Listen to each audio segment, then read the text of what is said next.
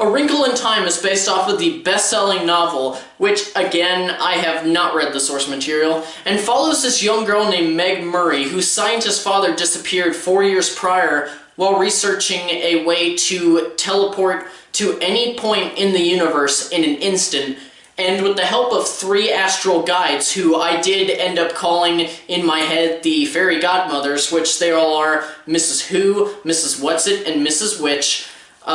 Meg, her younger brother Charles Wallace, and then their friend Calvin all set off on a journey across the universe to find Meg's father and rescue him from a darkness simply known as the It. Let's start with the positives of this movie. Storm Reid, the girl who plays Meg, is actually not a bad actress. I mean, in those scenes where she has to be emotional, you can tell that she has talent that can match almost any adult actor, and that became especially apparent whenever she had scenes with Chris Pine, who played the father. I really felt that family dynamic between them. Now, actually, I did just think about something. I should have said positive, singular, not plural, because everything else that I'm about to talk about is either something where there's some good and there's some bad, or it's just outright terrible, because this really is not... it's not a good movie. From the trailers, we see that the studio was making this out to be this very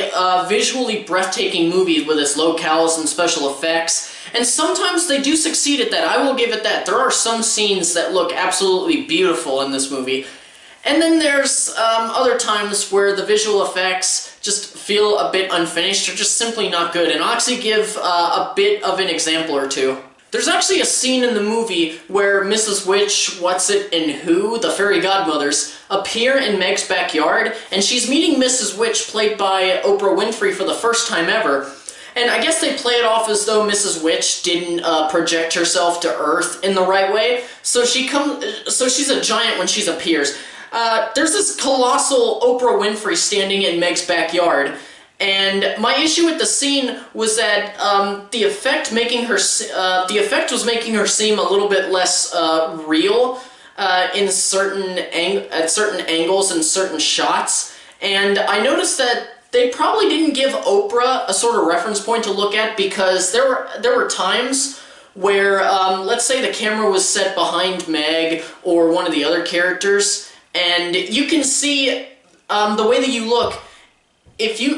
If you're looking right about where Meg is, then Oprah's eyes should be about right there, right? Well, they kept doing this thing where, excuse me, where she wasn't looking directly at the kids. She was looking down at her feet, or she was looking over at the house that's on their left. It was really jarring and really should have been fixed. I don't think that they went back and fixed up anything that looked wrong in the movie. Speaking of these 3 women, these 3 fairy godmothers, I don't know how integral they were to the original novel, but they didn't feel like they were needed to be there, and I felt that they were completely unnecessary. You could have made the fact that they could have been written out of the movie, and you could have said that, you know, they set up Meg as a sort of prodigy, so you could have said maybe, hey, she figured this out on her own. It's like, okay.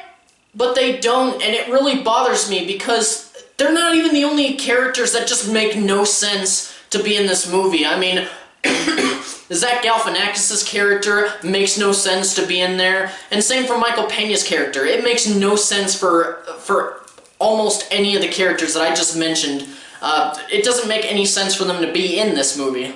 Even the rest of the story is this jumbled up mess, and I actually did have a feeling that it was going to be like this from the very start of the movie, because it starts out on the anniversary of her father's disappearance, and after a couple of minutes, it shows some kids bullying her, saying, you know, happy anniversary, I hope you disappear as well.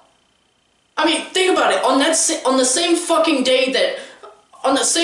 day, 4 years later, that your father disappeared and is potentially dead, so you got some assholes telling you on the day that it happened, like a couple of years later, that they hope that you suffer the same fate? What the fuck is wrong with these people? Who the fuck writes this? And it doesn't even stop there. Not 2 minutes later, there's a scene where Meg's younger brother, Charles Wallace, is just sitting on a bench, like drawing in his book, which actually, Charles Wallace is actually a pretty good artist.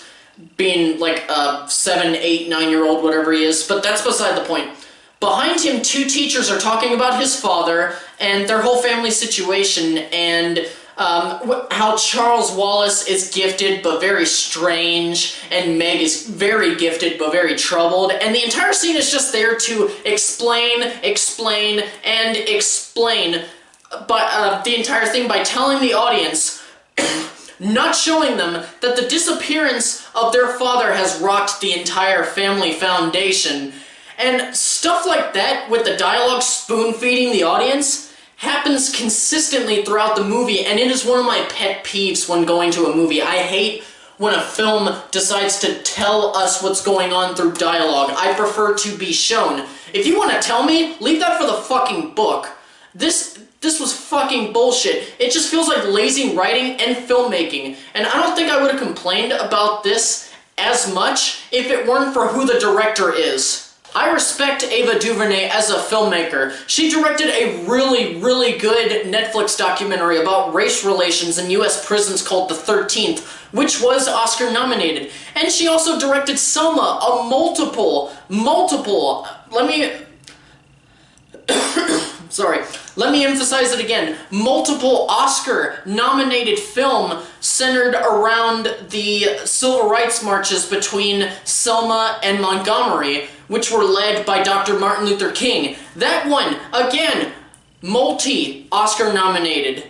And seeing her stumble after these two films that I really enjoyed makes me think either she's peaked with Selma and 13th, or she just needs to get away from big budgets and focus on the smaller indie films and documentaries. And since I'm somewhat on the subject about Charles Wallace, the kid who plays him, this 9-year-old, or whatever he is, was not very good at all. I couldn't buy into him 1 second throughout this entire movie. I couldn't buy into him being some kind of prodigy because they give him so many lines with big words, and he's very central to the narrative, that even though you can tell he's acting his heart out, he's really struggling with the dialogue and how to act. He cannot act.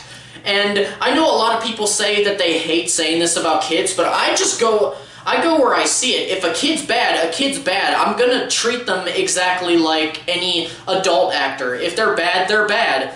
And Storm Reid had to be put in the background so that Charles Wallace could be in the forefront, and the film suffers because of it sometimes. And actually, when Charles Wallace was off screen for 5 to 10 minutes, I felt like the film actually improved a bit, and I was starting to really get into it, and then he showed up again, and then it just got, it just regressed again. And getting back to how jumbled the film is, it's still very jumbled and incoherent at best, with how the concepts are used and how the film is put together, edited, shot, with many of the angles making no sense, particularly in the first act, where there are a lot of face close-ups, and some of them aren't even in a very good focus. And with Storm Reid, while I said that she steals your attention in the scenes where she shows off that raw emotion, the rest of the film, she's kind of mediocre. But I can't hold it against her because everyone else, even acting veterans, some who have been nominated for or have actually won Oscars, they're all mediocre. And I actually believe that the blame is on the director, who, again, as I keep having to say this, she's been nominated for multiple Oscars. This is not right, just how low she has sunk. If this film actually breaks even in the box office, I will be very surprised, and I'm honestly a bit shocked that Warner Brothers and DC has already hired Ava DuVernay to direct their new Gods movie. I don't understand what the hell was going through their minds, and I'm pretty sure that, you know, if it hasn't happened already, people are going to be mad because this was not a good idea. And as far as my new recommendation system, whether I believe that this is a movie you should see or not, I do not recommend this movie. It's not complete garbage, but it sure as hell isn't good. So now I leave it to you guys. What did you think of A Wrinkle in Time, if you've seen it? If you have seen it, leave your thoughts in the comment section down below, because I really want to know what you guys all think about Wrinkle in Time. If you thought, just like me, that it's got some potential, but it's just an overall bad movie, or even if you loved it, and if you love the source material or you don't love the source material, just anything about this movie, I want to know what your guys' thoughts are about the subject.